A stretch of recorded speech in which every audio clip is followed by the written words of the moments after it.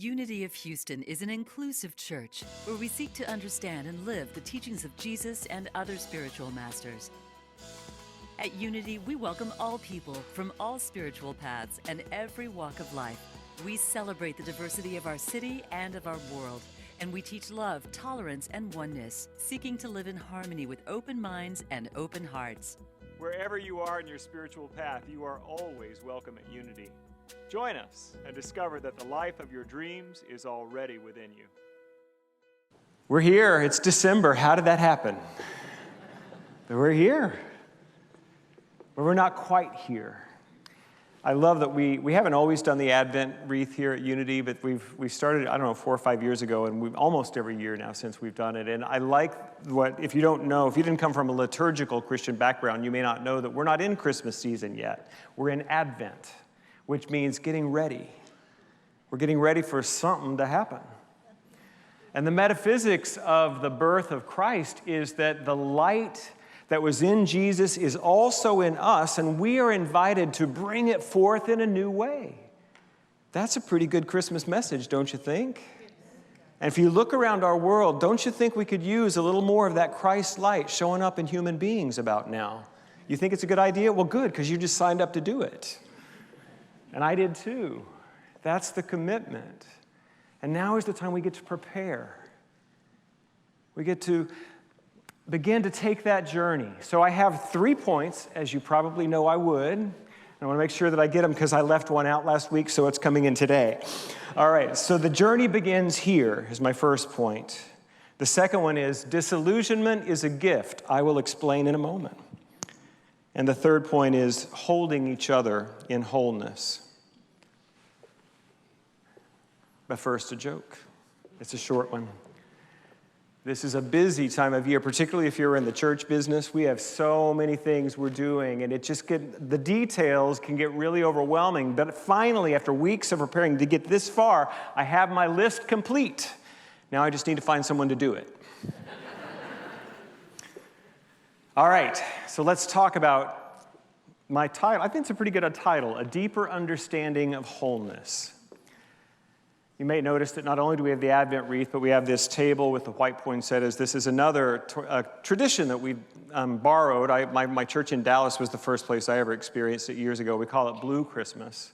It's an opportunity just to acknowledge that for many people, this time of year can be difficult, can be painful. And maybe not every year, but maybe you're going through something this year. And so we want to just give a space for that today. So at the end of my message, we're going to do a little ceremony that we get to bless you as your community and just hold you, witness you as the light of God, even when we're going through something. But all of us go through something. I had a friend in recovery years ago. He would say, when somebody was going through something, he'd say, well, it's just your time in the barrel. And then if it's not, he said, it's not your time in the barrel. I don't know which barrel he was talking about. Maybe the one that goes over Niagara Falls. That's kind of what I picture. I hope it's not the one where they shoot the fish. I don't know, but that's true. We all just have a time in our lives when things are hard. All of us experience loss. All of us experience setbacks and disappointments. All of us experience failure, and these are not very unity topics because we are about this creative spirituality where we get to call forward from the no-thingness that is the pure potentiality of the infinite into the form that is most like our desires of the heart. That's a fun message to preach, and I'll do it a lot. But today is a balance to that. That indeed we are called to bring our light forward, but there is a journey to Bethlehem. And there are things that occur on our path that are not what we wanted. And it used to be that in Unity, in the New Thought tradition, that if you weren't fully manifesting joy and light and peace and abundance all the time and 100% health in your body, then you were doing it wrong. We have matured as a teaching. We understand that these are universal experiences. I have found so much comfort from the Buddhist teachings on this topic. That suffering is universal. We all go through these things. But what does it mean? Well, I do want to start with this idea of wholeness, and I like to play with words sometimes. Wholeness, a fundamental wholeness, meaning that there is nothing missing. It is also the same root as holiness, that it is sacred, it is divine, that we are holy, whole beings. We even sang that song today. Let me live in a holy, W-H-O-L-L-Y, holy, H-O-L-Y. And it doesn't mean holy if you come from one of those churches where you got to do everything right and follow all the rules to be considered holy. That's not what we're talking about. We're talking about holiness as being connected to my truest, most authentic being, which is connected to the infinite. It's not about following the rules. It's about tapping into a deeper truth. And so the message I want to bring today is that for a deeper understanding of wholeness, we have to be able to somehow make room for this human experience. Krista Tippett, who I've been talking about a lot, she defines wholeness as an orientation to reality, not perfection. It's not getting everything just right, but it's to keep facing the light of the divine within us. It means to keep bringing everything back to that awareness that God is here and all is well. God is here, all is well. God is here, all is well. Even though it doesn't always feel like it or look like it. And this is why faith and hope as the first week of Advent is perfect for today's conversation. But I am going to remind you of the fundamental truth of wholeness. This comes from Eric Butterworth. What he has to say about healing, I think, is pretty good. There is that of you that is greater than your weakness, stronger than your fears, the four-dimensional creature that is even whole within sickness. This is that of you that is the perfect idea of the mind of God. You are simply asleep to your greater self, your innate divinity. Paul says, "Awake, you who sleep, that the Christ light may shine upon you." And what is Christ but your own divinity? The particularization of the infinite source of life into the pattern of finite embodiment. It is a perfect pattern. It is whole. And it is you at the point of God. And I'm going to stand on that. That no matter what is occurring in my life, I am fundamentally whole. Ernest Holmes says this: the realization of the presence of God is the most powerful healing agency known to the mind of man. That orientation to reality, that if I'm going to keep placing my faith in my wholeness, placing my faith in my connection to the divine, placing my faith that no matter what circumstances, I am home, I belong, I am protected, I am good. And if I can hold to that place, then guess what? When things come along, I don't get completely thrown from my faith. I get to bring my faith to the difficulty. And so the question is, can we see ourselves as whole through difficult circumstances? I love Amy Grant. Anybody else know Amy Grant? I love her. I've been told she has a particular connection with the gay men who were trying to be really good Christian boys in the 80s. Just love her my whole life. Her first album, "You've Got My Father's Eyes, oh my God, I could sing them all. But I won't, not right now. One of the things I admire most about her as she has matured in her faith, and she's been willing to talk about the difficult things in her own life. She went through a divorce, which just wasn't done for a Christian singer. Not only to go through it, but talk about it. Recently, I was listening to Jen Hatmaker's podcast, and she was interviewing Amy, and I don't remember what the question was, but it was something about the state of the world that we're facing right now, the state of America, the state of politics, all of this stuff. And she asked Amy if there was a time in her life that she found hope in a broken and dark time.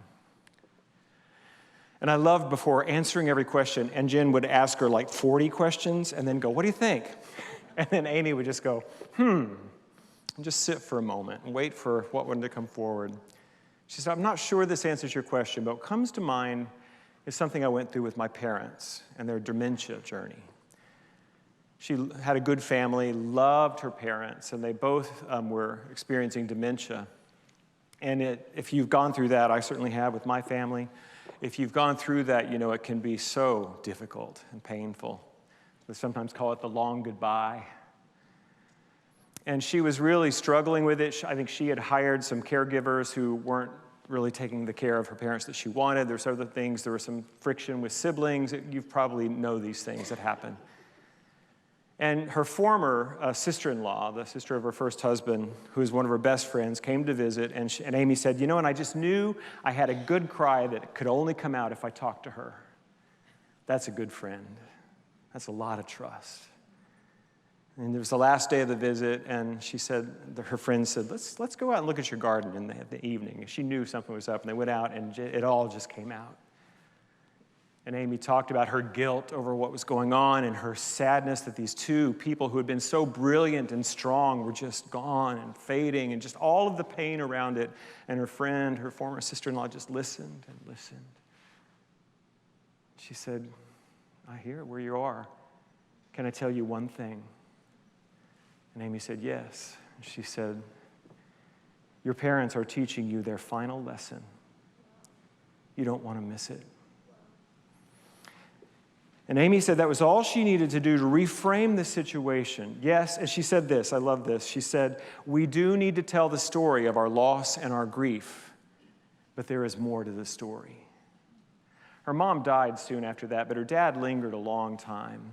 He lost the ability to walk, to speak. He recognized no one. And she kept remembering what her friend had said. He's teaching me a lesson. There's a lesson here. And so but he would like to hold her hand. I had the same experience my last Christmas with my dad. For like 4 hours on a morning when I got there, we just held hands. Now, he did talk. He was still verbal, but her dad wasn't. And she said he would just hold her hand, and that he would move it and look at it and stroke it. And instead of feeling all of the loss and the pain of the man that he was, she just felt that connection. And there were no words. And she said, the gift he gave me was connection in silence and presence. So even in those difficult moments, so thank you, Amy Grant. Isn't she great? I just love Amy Grant for that beautiful lesson that she was willing to share, and her willingness to hear that wisdom from her friend. And that's the kind of thing we're talking about, how we can begin to find wholeness even in these difficult situations, which brings me to my second and problematic title, Disillusionment is a Gift. I got this from Jonathan Merritt, who wrote a book called Learning to Speak God from Scratch. So you'll probably be getting a sermon series in 2025 on this topic. I know that the words we use around spiritual language are sometimes also problematic because we bring all of our baggage to those words. So we're gonna get into that next year, I think, until I change my mind. But in one chapter, he's talking about disillusionment. And anybody feeling any disillusionment? I know we've been talking about that since the election. Quite a few of our folks have been really feeling some of that. And it's not a good feeling. But what Jonathan says in the book is that it actually is a gift because we've been laboring under an illusion. And this gives us an opportunity to work with what's really here. It's not pleasant, but it's actually a gift.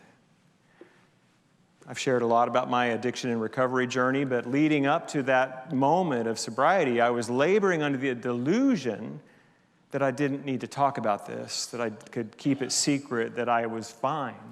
I wasn't fine. And that illusion had to be stripped away, and Don Beck, who created this wonderful lens of seeing the evolution of human consciousness, he called spiral dynamics. He said this, in a time of crisis, the safest place is the hard truth. To strip away all of what we want it to be and actually look at what it is. Now, those of you who practice affirmations, I'm not telling you not to affirm. But what I am telling you is that you get to look at what is. My friend Kathy Hearn, she attributes this to Ernest Holmes, but I've never found it written. I'm not doubting Kathy. I'm sure she's right. But it says this: our work here is to stand in hell and declare heaven. But we got to be here where we are. And sometimes that means we have to let go of our illusions. The diagnosis is here. Let's get a treatment plan while we're holding to our faith and while we're moving through it. The marriage is over. What does that mean? These feel like difficult deaths, and in some ways there are, but let's remember that all form is temporary. And as we're willing to just be with what is, let go of that form which is seeking to fall away, the energy of creation is brought back to us, and we can recreate in higher and better forms. But we have to be willing to tell the truth about where we are.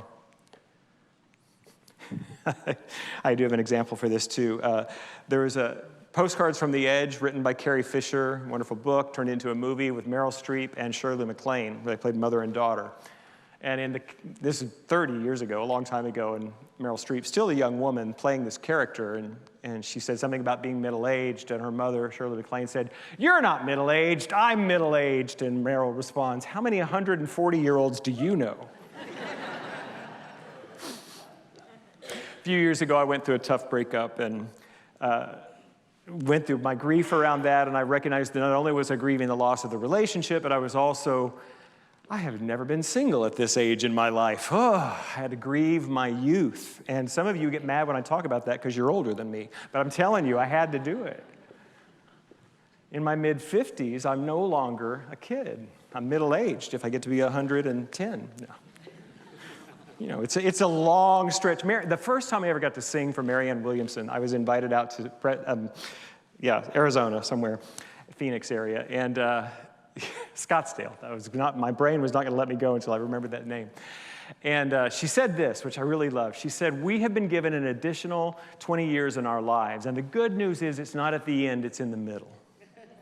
And I think she's right, that we do have more time in the prime of life to learn and to grow, to achieve and to create.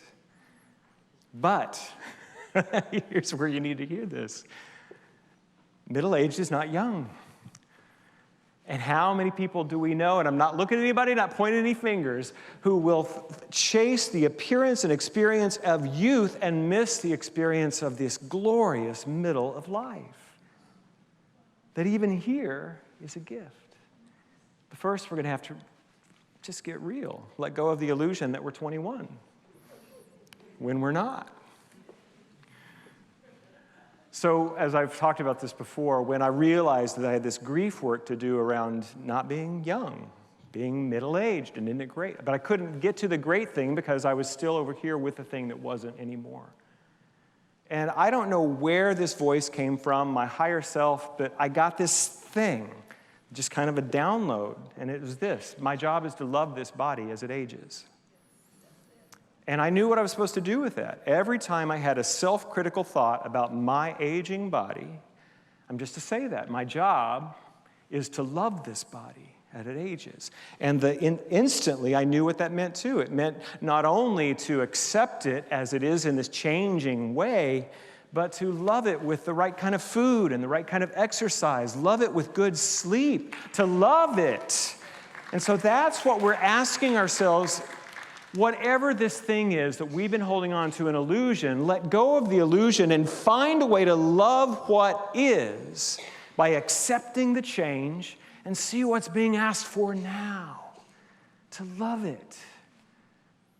And it's not easy, because I look in the mirror and I see my Father looking back, and that's okay. But I will tell you, here is the gift, to be willing to grieve, is I did it. Now, 3 years later, I don't feel that pain about not being young. I'm having a heck of a good time. About to start dating a little bit. We'll see what happens. I don't know. I'll keep you posted. But I feel kind of cute. So there you go.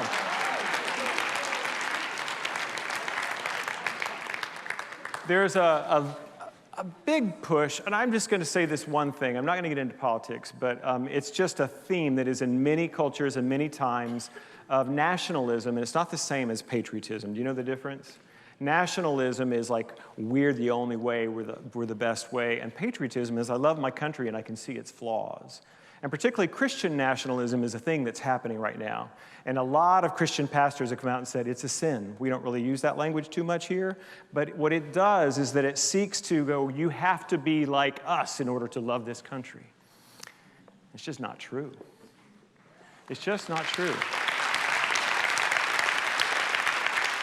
And out of that, there are a lot of states now are putting in laws that we have to have Christian teachings in the public schools, which we do actually have a constitutional amendment around separation of church and state, and it's a good thing. But there are a lot of places now they're putting the 10 Commandments up in schools where people can see them all the time. I don't think it's a good idea, but that's just me. But you know what I think we really need to do?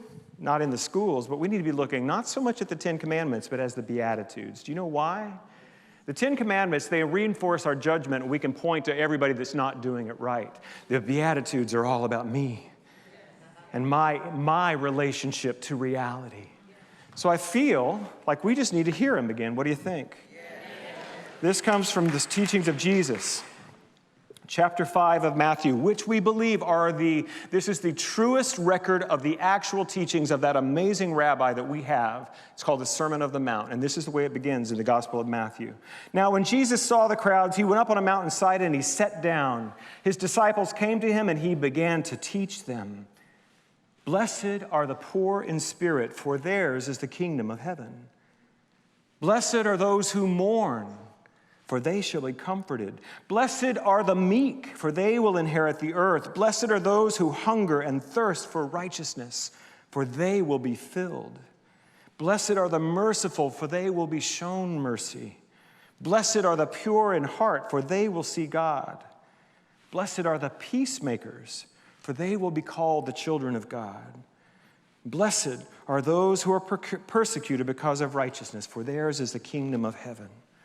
All of those statements are about our relationship to reality. Individual, my relation. It's not about you, it's about me. My relationship to reality. And it's asking me to be soft. It's asking me to be open. It's asking me to be teachable. And it even gives me space to mourn. And we have a lot to mourn. But in this little example of me mourning my youth, I will tell you, I'm free.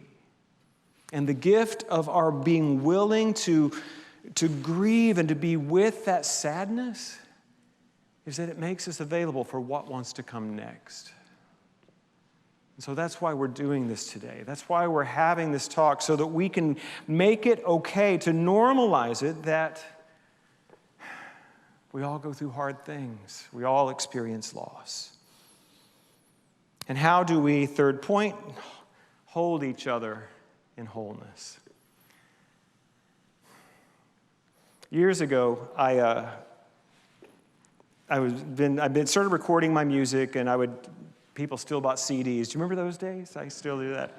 And it was a large part of my income, and I had been singing and playing piano at a really nice place in Dallas called the Mansion on Turtle Creek. I played there for about 15 years, and they changed their format, and they didn't need me anymore. I got fired, basically, or laid off. And it was the biggest part of my income. I had a lot of streams of income. I'd been practicing this stuff we teach here, and I was doing pretty well, but I didn't know how that was going to happen. And so I considered just touring full-time. That's what several of my friends who are New Thought musicians, my friend Karen Director, said, that's what I do. Just go to a different church every week, give a talk, do some music, sell CDs, and it's great. And I thought, well, I guess that's what I'll do now. But the truth is, I have always needed to be in a group of people. You keep me honest. Did you know that? It's really easy because I got some gifts in terms of performance. I can just kind of slide into St. Louis or to Denver or to New York and do a Sunday morning, and I look really shiny and bright. But it doesn't grow me. But I'd been in that community in Dallas. I was there for 17 years, and this was about, I guess, I don't know, about 10, 12 years into that. And I thought I'm going to have to leave this. And I was willing to let that go if that's what I needed to do, but then an angel in that community offered to cover my cost of my last 2 years of ministerial school and give me a stipend to live on. And that's not even the blessing of this. I mean, that was a huge blessing. So I was able to stay there in that community. But it reinforced for me the power of a group of people who are aligned towards reality. And you don't have to believe everything we teach here. I don't. I'm not going to tell you what it is that I have a disagreement with Charles Fillmore about in this moment. But I don't think he necessarily got it all 100% correct in the way he saw it. But what we ask us all to do is to orient ourselves to the great reality of love. Amen. To orient ourselves to the great reality of possibility and creativity. And to do our lives together in a way that even when we go through something difficult, we can find the faith to tap into that deepest truth, that God is here and all is well. In the bad old days, like I said, if you weren't doing it right, people might think, what's in your consciousness to create that? Well, those days are gone, at least while I'm here. We don't do that. But what we do instead is when people are going through a difficult time, we like to make a space for us just to hold them and to love them. And we do that in a lot of different ways. We have our prayer partners, we have our pastoral care ministry, we have our spirit groups where I've seen you guys do it with each other. Just love each other through the most difficult times. This is from Parker Palmer. Before I can tell my life what I want to do with it, I must listen to my life telling me who I am. And if you're unwilling to be present with what's happening in these difficult times, you don't know who you are fully. We don't affirm away the pain. We declare that God is here in the pain. And my experience, too, is when I start getting honest and talking to other community members about it, some wisdom will come to me, and I find a path through it. So as we're preparing for this ceremony today called Blue Christmas, what I'm asking us is this question: can we hold each other in our grief and our sorrow and our loss? And can we know for each other a deeper story of our wholeness? I'd like to close this part with a reading by Khalil Gibran. Is it Gibran or Jabran? Does anybody know? Gibran? Is that what I'm hearing? Okay. This is called On Joy and Sorrow. Your joy is your sorrow unmasked, and the selfsame well from which your laughter rises was oftentimes filled with your tears. How else can it be? The deeper that sorrow carves into your being, the more joy you can contain. Is not the cup that holds your wine the very cup that was burned in the potter's oven? And is not the lute that soothes your spirit the very wood that was hollowed with knives? When you are joyous, look deep into your heart, and you shall find it is only that which has given you sorrow that is giving you joy. When you are sorrowful, look again in your heart, and you will see that in truth you are weeping for that which has brought you joy. Some of you say joy is greater than sorrow. Others say, nay, sorrow is the greater. But I say to you, they are inseparable. Together they come. When one sits alone with you at your board, remember that the other is asleep upon your bed. Verily, you are suspended like scales between your sorrow and your joy. Only when you are empty are you at standstill and balanced. When the treasure keeper lifts you to weigh his gold and his silver, needs must your joy or your sorrow rise or fall. I'd like to invite Reverend Marla and Reverend Shirley to join me. For this simple ceremony, I'm going to bring up some things that we might be experiencing at this holiday season. And you might be experiencing all of them, but just feel if you're willing to be witnessed and held by your community today. And as you feel that, if you're willing to come down and stand around the table, and then I will ask for one of those folks to take a light from the Christ light and light one of our candles. And our calling in this ceremony is to see each other fully in our humanness and know that we are grounded in the love and the light of God. So let's begin with just a centering. In this moment, I remember that deepest of truth, that God is all there is, and that we are here to express and experience life more fully and more deeply. And so whether we are in joy or sorrow, we declare in this moment that God is here, and we, the community of Unity of Houston, are here. Thank you, God. If this Christmas time you're experiencing grief from the loss of a loved one, and if you're willing to be witnessed and held by your community, I invite you to come forward now and let us see you and love you.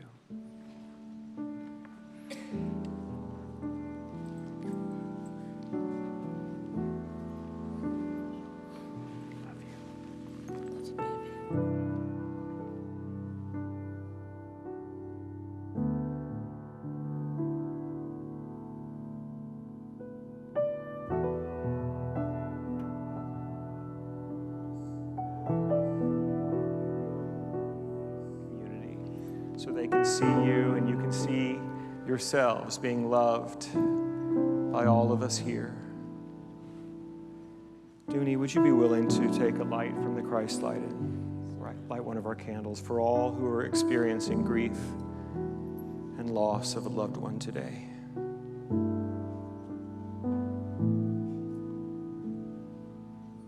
The light of God is here in your sorrow. Let's just breathe. Feel the love that is moving between us now. We see you, we hold you, and we love you. Thank you. And you can return to your seats. Thank you.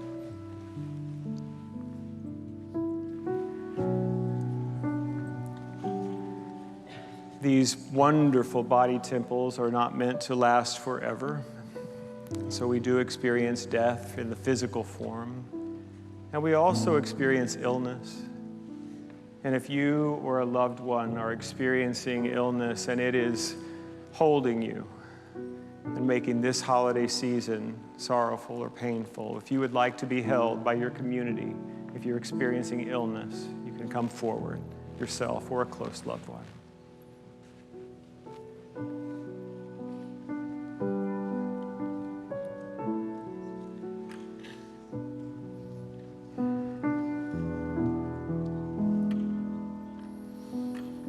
If you would just turn and face our community, let them see you. And Mo, thank you. Thank you. So we've all been here. We've all experienced what you're experiencing now.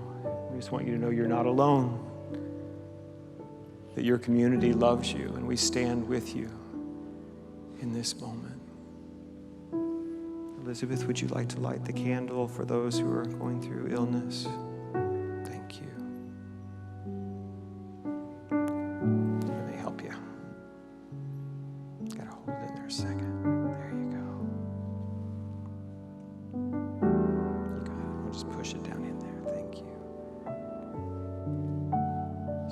Experience of illness, we hold you in the wholeness of God, in the light of God now.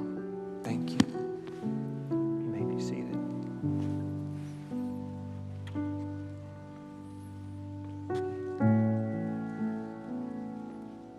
One of the things that makes the holidays painful for many of us is distance between ourselves and those we love. And this may be physical distance, that we don't live near them.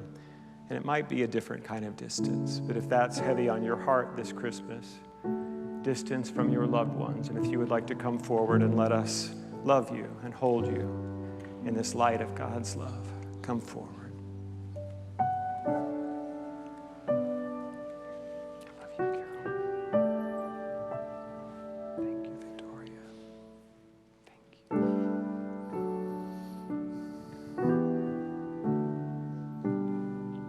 Thank you.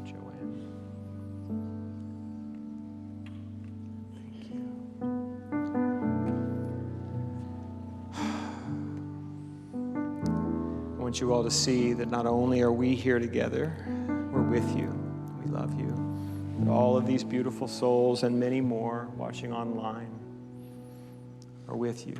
You are not alone. Carol, would you like to light a candle? Yeah, just take that to the Christ candle until it's lit, and then, yeah, there you go. And then just push it back down in the sand when you're done. And so we have again brought light to this difficult time, and we love you, and we're here for you. Thank you. Thank you. You may be seated. This ceremony has changed and evolved over the years, and it was really with COVID. For the way I've typically done it is just, what's the thing now that's come up? And there was one particular category that it had such an overwhelming response that we've kept it in our ceremony. That if you or a close loved one are experiencing the pain of mental illness, and you would like to be held in the light of your community, please come forward. We know that there is an epidemic of anxiety and depression in our country and our world. And we can't solve it, but we would like to hold you in the light of God in this time.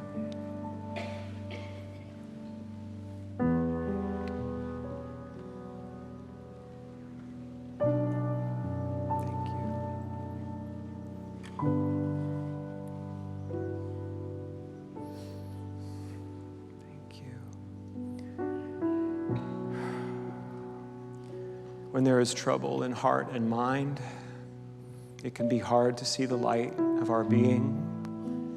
It's hard to know the light of each other. And I just want you to know that we are holding this light for you now. The light of your wholeness. May, would you be willing to light the candle?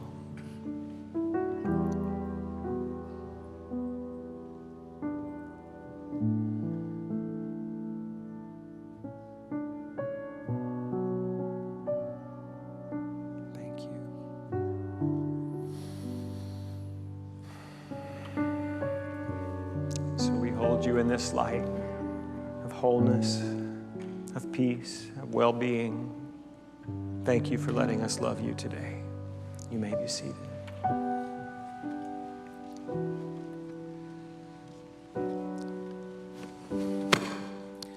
For this final candle, Reverend Shirley and I had a couple of deep conversations about the way to speak about this.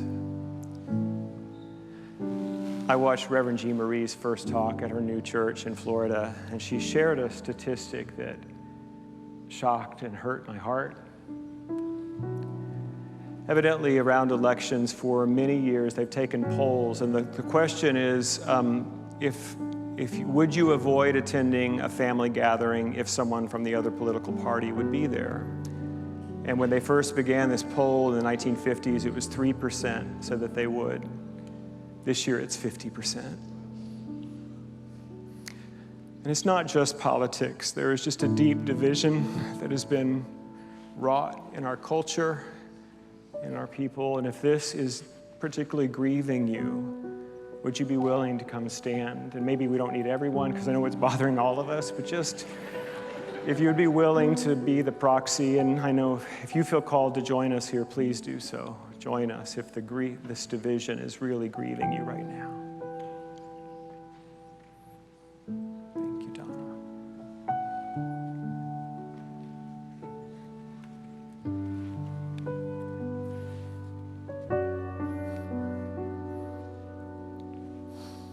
And I am certainly one.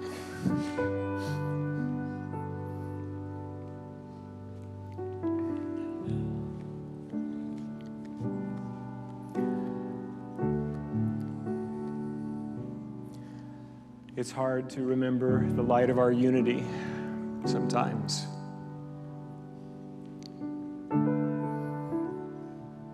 When there is hatred and blame being cast around, and particularly when it's people that we have loved and been close to. It's hard. So in this moment, Donna, would you light the candle for us? As Donna lights this final candle from that light of Christ that is in all people, in all beings, let us remember for each other that underneath all of the opinions and all of the anger, there is one light that burns in us all. It's the light of God. Thank you for standing here with us today. We love you. Thank you. You may be seated.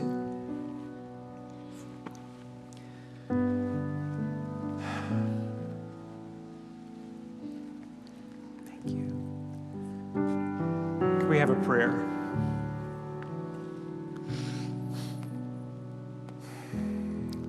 In this moment, I remember there is only one light, only one love, only one source, only one presence.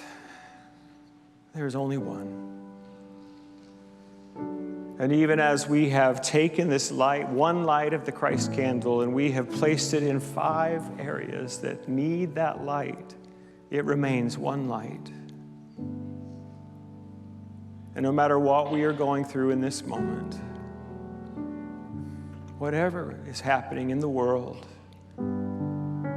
we commit to seeing the light and to being the light. And it is stronger than all darkness. I'm grateful for this community, its compassion, its faith, its love, and its willingness to hold the light of connection, even in times when we feel alone. Bless us, God, to be that light. Amen and amen. Thank you. Thank you for watching this message today. I'd like to invite you to join us in person here on campus at Unity of Houston for Sunday morning or Wednesday evening services. If you can't be with us here on our campus, you can still join us live on Facebook or on our website, unityhouston.org, Sunday mornings at 11 a.m. Central.